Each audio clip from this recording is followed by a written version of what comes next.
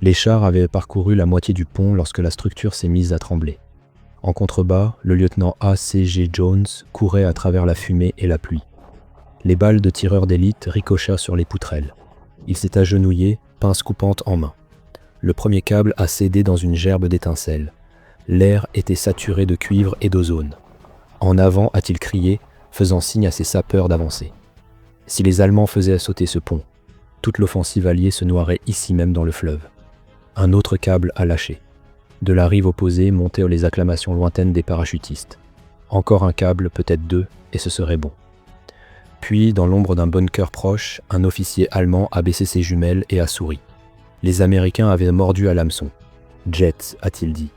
En septembre 1944, la machine de guerre alliée, après avoir écrasé l'armée allemande en Normandie, déferlait maintenant à travers la France et la Belgique dans une avancée fulgurante.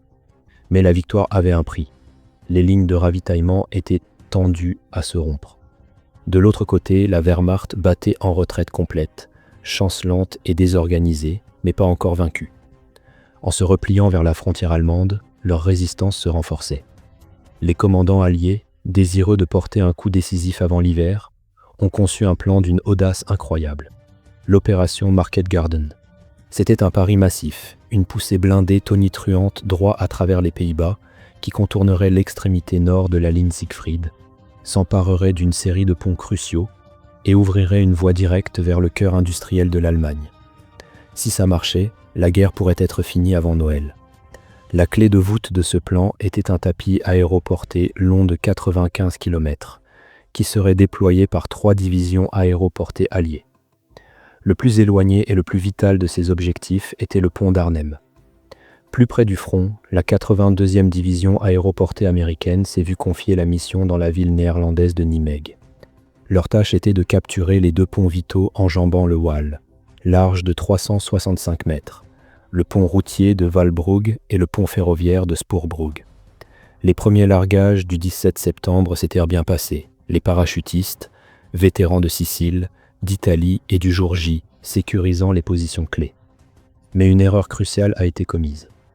Intimidés par des renseignements erronés et concentrés sur leur périmètre défensif, ils n'ont pas lancé d'assaut rapide et décisif sur les ponts. Cette hésitation fut fatale. Les services de renseignement alliés avaient complètement raté la présence de 2 divisions blindées d'élite de la SS en cours de reconstitution dans la région. Ce qui avait été une défense fragile, composée de troupes allemandes de l'arrière et de bataillons de police, s'était transformé en quelques heures en une force redoutable de panzergrenadiers SS aguerris au combat. Le groupement de combat Henke défendait le pont ferroviaire. Le groupement de combat Euling fortifiait un parc et un vieux fort couvrant le pont routier. Des canons anti-chars camouflés couvraient chaque intersection majeure. Des nids de mitrailleuses MG42, avec leur son caractéristique et terrifiant de déchirement, créaient des champs de tir entrecroisés. Les Allemands avaient miné les ponts pour les faire sauter, mais attendaient, espérant les utiliser pour leur propre contre-attaque. La fenêtre pour une prise facile s'était refermée brutalement. Lorsque les chars Sherman de tête de la division blindée des gardes britanniques ont fait leur jonction avec la 82e le 19 septembre, la bataille de Nijmegen était devenue une bagarre de rue. Les parachutistes du lieutenant-colonel Ben van der Voort se sont enfoncés dans la ville, soutenus par les chars britanniques qui fonçaient dans les ruelles étroites, leurs canons pilonnant les points d'appui allemands. Les parachutistes ignoraient leurs flancs, faisant confiance aux tankistes pour neutraliser toute menace. Ils ont pris les hauteurs, grimpant sur les toits pour créer un champ de bataille au-dessus des rues pavées. C'était le chaos organisé, puis les parachutistes américains se sont dispersés, disparaissant dans les maisons mitoyennes de briques environnantes. Ils défoncèrent les murs intérieurs, progressant de salon en salon, tandis que les tankistes britanniques manœuvraient habilement leurs Sherman à travers cours arrière et jardins pour fournir un tir de couverture. Mais pour chaque position allemande qu'ils prenaient en assaut, une autre semblait prendre sa place. À la tombée de la nuit le 19 septembre, l'attaque alliée avait calé juste avant ses objectifs. Avec l'approche sud des ponts dans l'impasse, les commandants alliés savaient qu'un changement de tactique était essentiel. Le général de brigade James Gavin, commandant de la 82e aéroportée, a rencontré les généraux britanniques Brian Horrocks du 30e corps et Frederick Boy Browning, le commandant aéroporté d'ensemble. Poursuivre l'assaut frontal serait un hachoir à viande, coûtant des hommes et surtout du temps. Chaque heure de retard était une heure de plus que la première division aéroportée britannique, se battant pour sa survie au pont final d'Arnhem, attendait sans secours. Gavin a proposé un nouveau plan audacieux. Le moyen le plus sûr de prendre un pont était de l'attaquer des deux extrémités à la fois. Il enverrait un bataillon de ses parachutistes de l'autre côté du Wall dans un assaut amphibie en plein jour. Ils débarqueraient sur la rive nord en aval des ponts et attaqueraient les défenses allemandes par l'arrière. Pendant ce temps, les forces sur la rive sud lanceraient un autre assaut général. C'était un plan audacieux. Les parachutistes n'avaient pas de bateau et les Allemands avaient vidé le fleuve de toute embarcation locale. Le général Horrocks, cependant, avait une solution. Ses ingénieurs avaient 32 bateaux d'assaut avec eux. Il a ordonné qu'ils soient amenés immédiatement, donnant aux camions qui les transportaient la priorité absolue sur l'unique route encombrée qui servait de ligne de vie aux 30 corps. Les bateaux devaient arriver à 8 heures du matin le 20 septembre, permettant un assaut matinal. Mais la route était engorgée. Les camions vitaux ont été retardés pendant des heures. La mission est revenue au 3e bataillon du 504 régiment d'infanterie parachutiste du major Julian Cook. Pendant qu'ils attendaient, le plan a été finalisé. La 367e artillerie de campagne parachutiste et tous les canons britanniques disponibles déclencheraient un bombardement de 10 minutes sur les positions allemandes de la rive opposée. Puis pendant 10 minutes supplémentaires, les chasseurs bombardiers Typhoon de la Royal Air Force mitrailleraient et bombarderaient les défenses ennemies. Après l'attaque aérienne, l'artillerie et les mortiers tireraient un barrage continu d'obus fumigènes pour masquer la traversée. Les chars du 2e bataillon des Irish Guards ajouteraient leur feu et combleraient les trous dans l'écran de fumée. Ce n'est qu'à 14h30 que les camions sont enfin arrivés. Alors que l'un d'eux s'approchait de la berge, un obus allemand l'a touché, réduisant le nombre de bateaux disponibles à 26. Lorsque les parachutistes du 3504 ont vu leurs embarcations pour la première fois, le véritable danger de leur mission est devenu cruellement apparent. C'étaient des bateaux de toile, des embarcations pliables et fragiles faites de toile et de bois. Pesant seulement 90 kg, chacun était censé transporter 13 parachutistes et 3 ingénieurs pour diriger. Les ingénieurs se sont précipités pour les assembler alors que l'heure H de 15 heures approchait. Pire encore, la plupart des bateaux n'avaient pas de rames et le poids de leurs armes, munitions et équipements signifiait que si leur bateau chavirait ou coulait, ils couleraient à pic. Il n'y aurait pas de retour en arrière. À 15 heures, l'artillerie alliée a ouvert le feu. Une tempête d'explosifs a frappé les positions allemandes sur la rive nord du Wall. Pendant 10 minutes, le sol a tremblé. Puis les Typhoons ont surgi en hurlant, leurs canons crachant le feu. Alors que les avions se retiraient, l'artillerie est passée au fumigène. Un épais mur blanc s'est élevé au-dessus du fleuve, masquant la rive opposée. Le major Cook a crié « En avant !» Ses hommes ont bondi, traînant les lourds bateaux de toile dans l'eau et se jetant à bord. Ils ont poussé dans le courant, pagayant frénétiquement avec des crosses de fusil. Le capitaine Moffat Burris, commandant de la compagnie 1, avait attendu derrière une digue toute la journée. Il a admis plus tard. Si nous avions vu dans quoi on était censé traverser en plein jour, on ne l'aurait probablement pas fait. Les Allemands savaient que l'écran de fumée signifiait qu'une attaque était imminente. Ils ont ouvert le feu dans la brume blanche. Mitrailleuses et canons de 20 mm ont déversé un torrent d'acier sur le fleuve.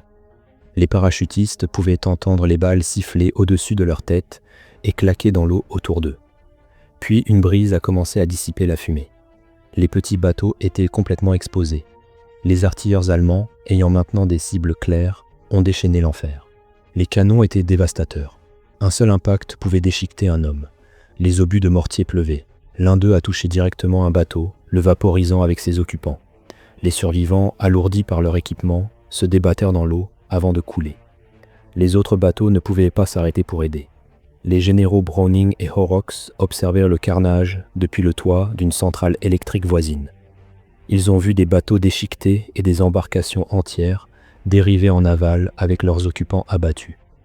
C'était un spectacle horrifiant, mais les survivants n'ont jamais cessé.